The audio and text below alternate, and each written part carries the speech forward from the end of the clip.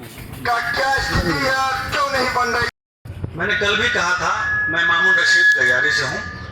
मैंने कल भी कहा था और आज भी कह रहा हूँ, ये जो सड़क है स्टेशन से लेकर के चांदनी चौक तक, ये जिला का लाइफ लाइन है। ये जिला का लाइफ लाइन है और गांव से इतनी सारी गांवें जुड़ी हुई हैं जिससे कि लाखों लोगों का आवागमन रोज होता है। आवागमन रोज होता है और अररिया कोर्ट स्टेशन है इसी रोड में। आप इटाहरा से शुरू करेंगे, अगर हम यहाँ से जो गिनती कराना आपको शुरू करें सिर्फ सरकारी विभाग का कि लाइफ लाइन कैसी है, अररिया कोर्ट स्टेशन इसी रोड में जोड़ा है। अररिया कोर्ट स्टेशन है, कृषि विभाग है और हमारा जो अररिया ब्लॉक है यहाँ पर वो भी यहीं पर है, और कम करो ना, पीएससी है, बीआरसी है। इन सबों के बावजूद ये काम 5-5 साल से हम ऐसी जर्जर स्थिति से रोड को देख रहे हैं। सिर्फ आश्वासन मिल रहा है, काम कुछ नहीं हो रहा है।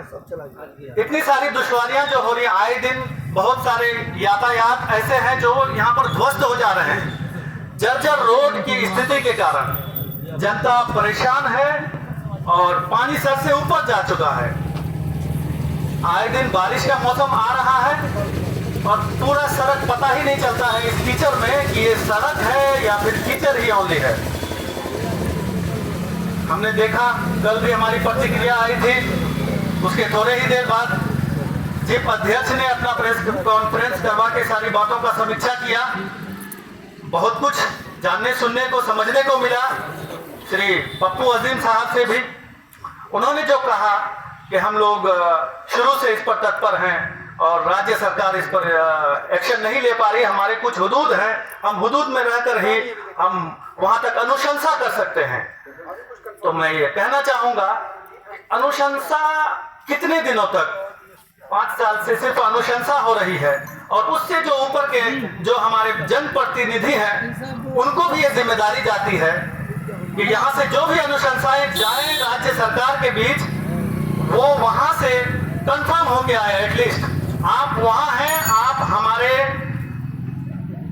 रहबर हैं राज्य में, आप हमारे, हमने आपको चुन के भेजा है हमारी सुविधाओं के लिए, हमारे स्मूथनेस के लिए। जैसे कि सड़क यातायात में स्मूथनेस हो, आज के दिन में किसी के पास भी बहुत कम ही लोग हैं जिसके पास साइकिल और ये सब चीजें देखने को मिलती है, वरना सबके पास गाड़ी है और सारी चीजें हैं जिनमें कि और ज्यादा दुश्वारियां होती हैं। साइकिल तो धीरे धीरे चलती है, साइड से भी चल जाएंगी, लेकिन गाड़ियां, ई रिक्शा, ऑटो, ट्रक, रोज ऐसा होता है कि 50 ट्रक लद के आती हैं चावल के, जो बीआरसी में खादान, क्या नाम है उसका, खादान एफसीआई का गोदाम आपका उत्तर दक्षिण तरफ है। और उत्तर तरफ देखेंगे तो सारे बड़े बड़े बिजनेसमैन के जमीन और plot and factories are there, ठीक है, उनको भी दुश्वारियों का सामना करना पड़ता है। और स्टेशन से पूरे भी हम ले लें तो रोज 100 से ज्यादा ट्रैक्टर सिर्फ माल लेके आती हैं और जाती हैं। आए दिन बहुत सारे एक्सीडेंटों का सामना करना पड़ रहा है लोगों को। दुश्वारियों का सामना ये है कि रोड से साइड जाने में ही लोग गड्ढे में चले जाते हैं। पप्पू साहब ने जो कहा है उनकी बातों से मैं बहुत हद तक सहमत भी हूँ और मेरा कहना यह है कि अंकल, आप तो पावर में हैं, आप अनुशंसा से भी आगे बढ़ सकते हैं। सिर्फ अनुशासन संस्था तक काम नहीं चलने वाली, क्योंकि लोग त्रस्त हैं। अब आपको ये चाहिए कि उनसे ऊपर भी आप बात करें, अपने आला अधिकारी से या एमपी महोदय से। एमपी जी हैं प्रदीप सिंह, उनका भी इधर रुझान होना चाहिए, इन पर हस्तक्षेप उनका बनता है, क्योंकि वो अच्छे हर मामले में लगभग हस्तक्षेप करते हैं। तो हमारी उनसे उम्मीद है, हम सारे जनों की उम्मीद है, जुड़ी हुई है आपसे कि आप चाहें तो कर सकते हैं। हमारे आपदा प्रबंधन मंत्री श्री शहनवाज हुसैन साहब हैं। मुझे नहीं लगता कि इतने दिग्गज लोगों के रहने के बावजूद हम 4 किलोमीटर सड़क के लिए भूख हड़ताल पर बैठ जाए। ये बड़ा शोचनीय है, बड़ा निंदनीय है और बड़ा शर्मनाक है। मैं इन बात की घोर निंदा करता हूं कि आप किस इसमें हैं। ग्राम ग्राम सड़क बन रहा है, लेकिन ये जो अररिया का लाइफ लाइन है, मैं बार बार बोलता हूं और बोलता ही रहूंगा। आप देखें वो जो सड़क पे ट्रक जा रही है, उन ट्रकों को कितनी दुश्वारी हो रही है जाने में, और उनके पीछे जो 2 चक्के हैं, 3 चक्के हैं गाड़ी जा रही है, उनको कितनी दुश्वारी हो रही है जाने में। फिर उनका सुधि कौन लेगा?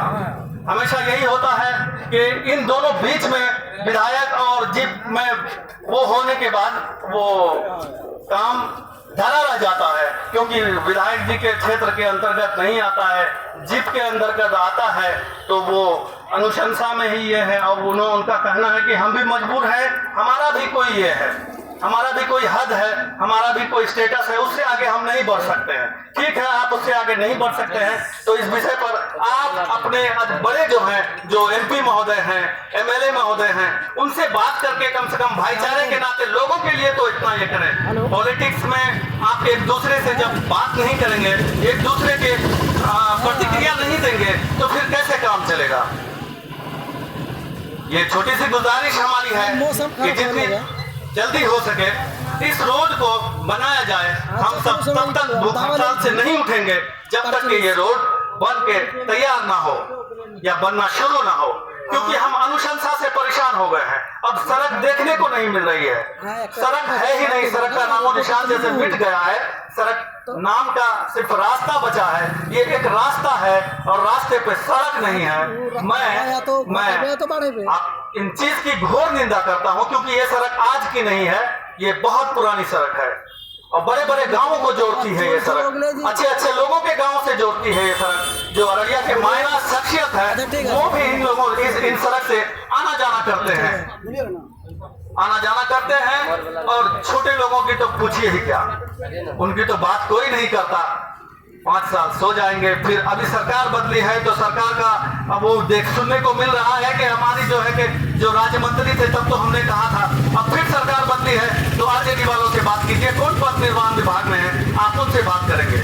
मेरा ये कहना है कि आप अररिया जिला के जो मुख्यालय से 50 किलोमीटर दूर चले जाएंगे तो वहां पर सड़कें आपको 1 नंबर की मिलेंगी, लेकिन जिला मुख्यालय से 1 किलोमीटर की दूरी पर आप चांदनी चौक चले जाएं तो आप जर्जर स्थिति में पाएंगे सड़क को। आए दिन रोज दुश्वारियों का सामना करना पड़ता है, दुकानदार बंधुओं से को भी दुश्वारियों का सामना करना पड़ता है, क्योंकि उनके सामने रोज जाम लगती है, हर सेकंड जाम लगती है। आप देखेंगे स्टेशन से लेकर के जहांगीर बस्ती फ्लाईओवर के नीचे से फिर आप जाएंगे मीरा टॉकीज वाले भी, जो पुराना कोसी का पुल था, वहां से लेकर के आप चांदनी चौक तक के रोड की स्थिति को आप देख सकते हैं, क्या स्थिति बनी हुई है। हमारी सुनी जाए, हमारी मांगों को पूरी की जाए। आज 3 दिन से हम यहाँ पर चिल्ला रहे हैं कि सुरक्षा का 3 दिन से हम ये बात उठाए हैं कि सुरक्षा का 4 दिन से हम बैठे हुए हैं, ये 4था दिन चल रहा है, लेकिन उसके 1 दिन बाद से 3 दिन से हम लोगों ने सिक्योरिटी का गुहार लगाया था। कल भी हमारी बहन सभा फैसल ने किया था, इस बात को उन्होंने भी उजागर किया। आज तक हमें कोई सुरक्षा मुहैया नहीं कराया गया। मैं पूछना चाहता हूं प्रशासन से कि अगर कुछ अनहोनी हो गई इस प्लेस पर तो उनका जिम्मेदारी कौन लेगा? आए दिन आप देख चुके हैं, सुन चुके हैं कि किस तरह की धमकियां मिल रही हैं और धमकियां आ रहा है, और कितना छोटा हम लोगों को समझा जा रहा है। अपने हक के लिए आवाज उठाना क्या ये छोटी बात है? क्या ये शर्म की बात है जो हमें बुरा भला सुनना पड़ रहा है? हमें तो छोड़िए, हमारे बाप को भी गाली सुनना पड़ रहा है। इन सब चीजों को देखने की जरूरत है, और कहीं ना कहीं देखा जाए तो लगता है कि हम ही जनता से कहीं भूल हो गई है, जो हमारे रहनुमा इस तरह की बयानबाजी करते हैं। मैं उन रहनुमाओं से पुरखुलूस ये गुजारिश करूंगा कि इन चीज पर जरा सी ध्यान दी जाए। शैली का बहुत बहुत बहुत मान होता है। शैली आपकी सबसे बड़ी चीज है। आपकी शैली ही आपको दर्शाती है कि आप किस स्टेटस के इंसान हैं, और वाकई आप अच्छे स्टेटस के इंसान हैं तो आपको इतनी ज्यादा गर्म होने की जरूरत नहीं है। और हम आपके बच्चे हैं, हमसे अगर कोई ऊंच नीच होती है तो आपको मैनेज करना भी आपकी जिम्मेदारी है, क्योंकि कल को फिर इलेक्शन होगा तो फिर से हम आपके लिए ही खड़े होंगे या जिनके लिए भी खड़े होंगे। हम उन प्रतिनिधियों को जो हम लाएंगे तो उनको भी सुना हुआ होगा, आपको भी सुना हुआ होगा, तो फिर आप जनता की क्या इज्जत कर सकेंगे? याद रखें, एक एक वोट कीमती है, एक एक वोट आपके किस्मत का फैसला करता है। मैं बताना चाहूंगा कि आपकी एक वोट कम आ जाए तो आपकी किस्मत खराब कर सकती है। अगले 5 साल इसी जर्जर रोड पर आप कमर तोड़वाएंगे। आपको किसी तरह का शॉक एब्जॉर्बर वाली गाड़ियों का सुविधा नहीं मिलेगा।